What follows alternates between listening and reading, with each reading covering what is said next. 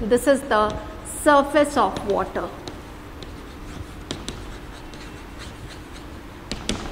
In this case also, you know, since water is carrying either the pollen, in this case it is the male flower, it is not the pollen grain. In this case also, you know, the male flowers may pollinate, may not pollinate. That is why they are, or if in other cases it is the pollen grain, lot of pollen grains are wasted because it is not, they may not be carried to the flower. Is it clear? They may be carried to some other direction where a female plant is not there. All right. So let us see what is kind. Vallisneria is, there is a separate male male plant, and there is a separate female plant. Is it clear? That is why it is dioecious. Is it all right? So the here is, this is these are the male flowers. If you see, these are the male flowers. All right, male flowers. Okay, and this is the female flower. This is female flower. Okay, we can show one female flower. The female flowers have long stalk. Is it all right?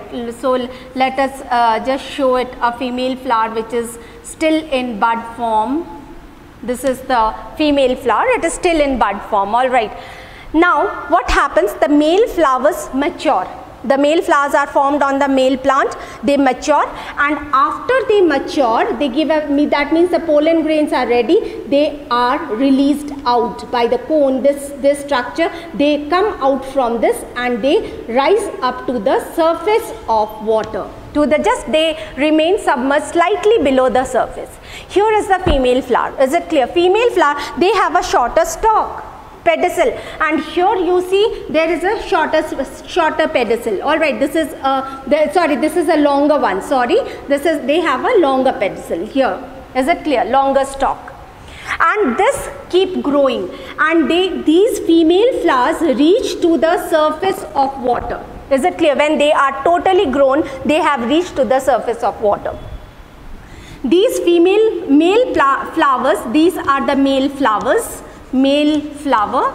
All right, these male flowers, when they are taken by they are floating on water, they carry pollen grains. When they come in contact with a female flower, the pollen grains are received by the stigma of the female flower. They are received by the stigma of the female flower. Is it clear? And as pollination occurs, after pollination occurs, that transfer of pollen from anther to the stigma, is it? Pollination occurs, then what happens? This starts coiling up. Is it all right? That means coiling shows that the pollination process is over, and as it coils, is it clear? It comes below here the coiling process starts and it comes below the surface of water. Is it all right? Coiling means pollination process is already done, and here pollination process is yet to take place. Is it all right? Okay, and then it grows into this. See, again this is coil stalk. That means, and this is the fruit which is formed after pollination, fertilization, and after fertilization is the formation of fruit, and the fruit is formed. Is it clear? So this is what is an example of hydrophyll. Is it clear? There are certain other examples which we don't have to do much, you know, like there are some birds which participate in pollination. Few birds, hummingbird is one of the most common example. All right, so they drink the nectar same way. So we call that kind of pollination is known as ornithophyly. You have done in class 9 only, you have done ornithology, entomology, study of insects, study of birds, is it? So you can relate to the words ornithophyly. Is it clear?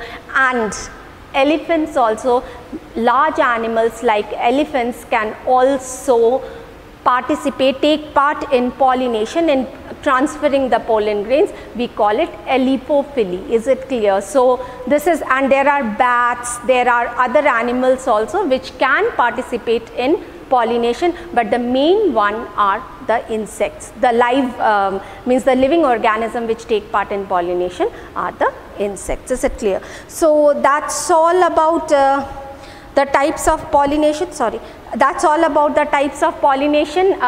We will next class we will do with fertilization. Thank you, children.